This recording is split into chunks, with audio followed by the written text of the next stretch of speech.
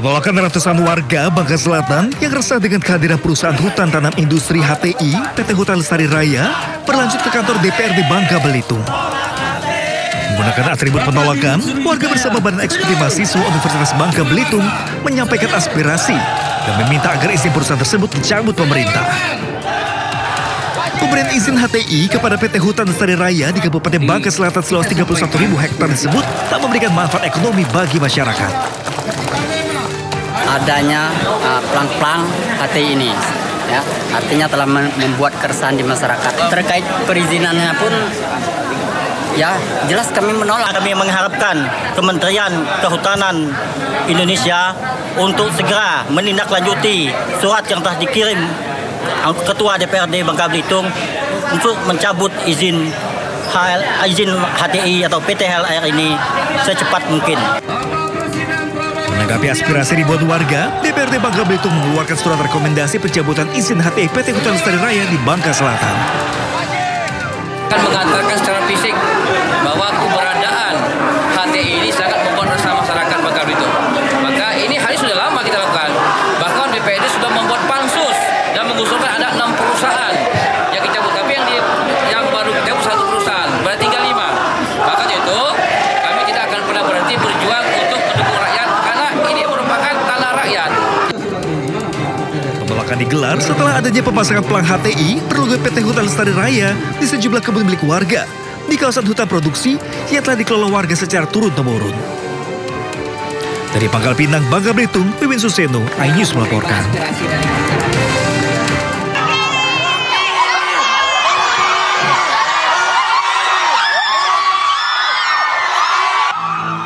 Unjuk rasa para siswa berlangsung di halaman SMKN Negeri 1 Raha, Kabupaten Muna, Sulawesi Tenggara. Ratusan siswa rame-rame menuju kantor guru sambil berteriak. Beberapa orang siswa berjalan sambil membawa poster tuntutan. Mereka kecewa karena sekolahnya tidak mengikuti lomba Hari Kemerdekaan yang diadakan pemerintah daerah. Padahal sekolah lain banyak yang ikut lomba tersebut. Selain itu, siswa mengaku heran setiap kegiatan sekolah anggaran selalu kurang. Ke satu orang mau melihat itu tidak melihat sekolah lain itu bisalah. Tapi ini banyak ratusan siswa begini kita tidak mau melihat sekolah lain tidak bisa, setengah mati. Mungkin iyalah saya paham dengan maksud dia. Dia mau kita bekerja dengan sesuai tuntutan sekolah kita sendiri, tidak melihat sekolah-sekolah lain. Nah, di sini juga saya bela siswa, Pak. Bagaimanapun juga di situ kan sekolah-sekolah lain bisa ikut apa?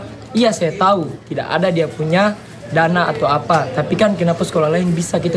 Itu memang yang saat ini yang kita anggapkan itu adalah yang kita masukkan di dalam Arkas adalah Gerak Jalan Indah Putra Putri. Kalau Tri Lomba Juang kita perlu dudukkan bersama karena besar anggarannya.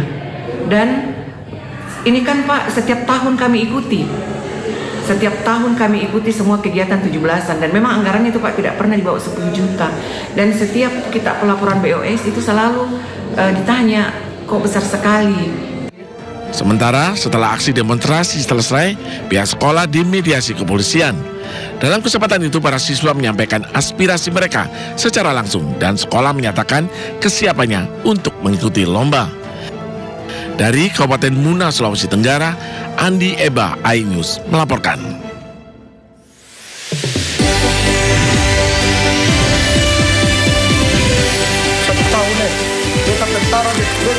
Dianiaya senior anggota TNI tewas, pihak keluarga meminta keadilan.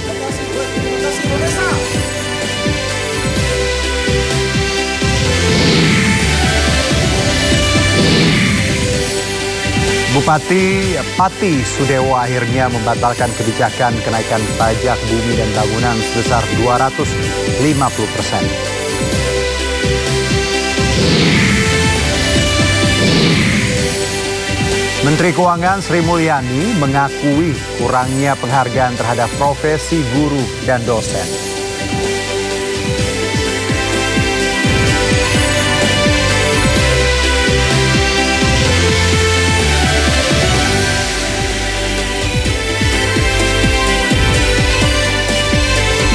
Lalu pemirsa, Bupati Pati Sudewo akhirnya membatalkan kebijakan kenaikan pajak bumi dan bangunan sebesar 250%. Keputusan ini diambil demi menjaga kondusivitas di Pati. Saya Herjino Syaputra, Anda menyaksikan Sudah Sore. Puluhan pedagang Pasar Barito menggelar aksi menolak pengosongan dengan menutup akses Jalan Barito Kebayoran Baru, Jakarta Selatan.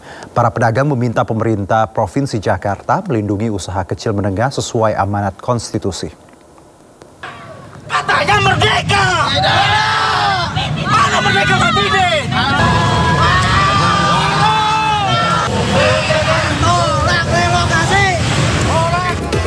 Dengan membawa spanduk dan poster, puluhan pedagang Pasar Barito yang tergabung dalam Solidaritas Pemasok Pedagang Pasar atau SP3 menggelar aksi di depan Pasar Barito, Jalan Mahakam, Taman Barito, Jakarta Selatan pada Jumat pagi.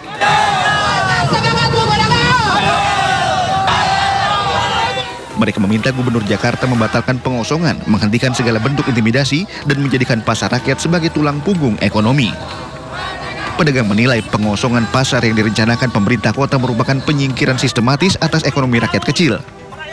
Padahal Pasar Barito baru saja direvitalisasi tahun 2023 dengan anggaran 1,6 miliar. Pedagang menganggap tidak transparan. Karena pembangunan itu kami tidak melihat urgensi pembangunan tersendiri. Karena kami melihat bahwa para pedagang itu sudah puluhan tahun. Dan itu menjadi memori kolektif warga Jakarta. Tidak ada urgensinya. Pekerja UKM harus dilindungi oleh negara. Pedagang menegaskan akan terus bertahan dan menolak keluar dari Pasar Barito selama pemerintah belum menjamin kepastian nasib mereka. Dari Jakarta Selatan, Den Helmi Sajangbati, iNews melaporkan. Seperti diketahui pemirsa, Pemprov Jakarta akan merelokasi para pedagang di Pasar Hewan Barito, Jakarta Selatan guna melangsungkan proyek Taman Bendera Pusaka. Namun wacana relokasi ini ditolak oleh sejumlah pedagang yang masih bertahan berjualan hingga kini. Para pedagang di Pasar Hewan Barito, Jakarta Selatan menolak rencana relokasi yang akan dilakukan oleh Pemprov Jakarta. Mereka bahkan sempat berunjuk rasa menolak relokasi dan hingga hari ini aktivitas jual beli di Pasar Barito juga masih berjalan seperti biasa. Namun spanduk bertuliskan penolakan relokasi masih dipasang oleh pedagang di sejumlah kios.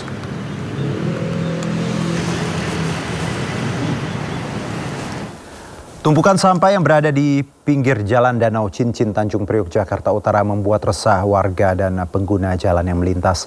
Selain menyebabkan aroma tak sedap, tumpukan sampah juga menutup sebagian ruas jalan.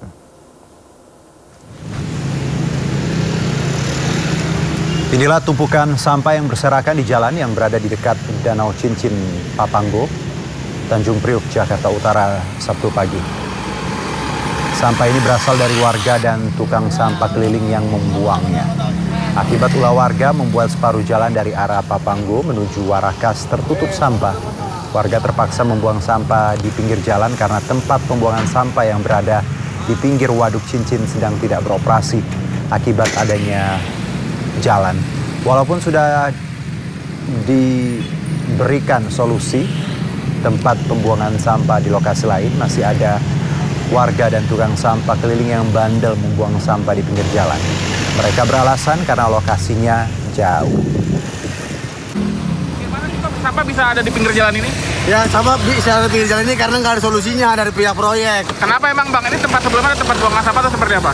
Ya, sebenarnya ini bekas pembuangan sampah. Cuma gara-gara ada proyek bilang mau bikin jalan gitu ya kan.